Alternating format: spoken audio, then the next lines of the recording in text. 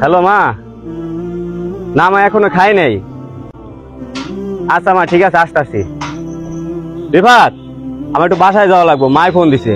তুমি এক কাজ করো, তুমি কাজ করতে থাকো, দুপুরে কোম্পানি থেকে খাবার পাঠাইলে তুমি খাইয়া নিও। আচ্ছা ঠিক আছে ভাই যান।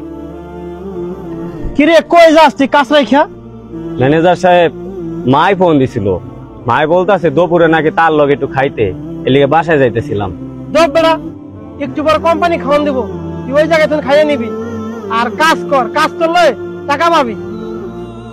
ম্যানেজার সাহেব কাজ করলে তো টাকা পামু জানি, কিন্তু এই টাকায় কি মায়ের ভালোবাসা পামু?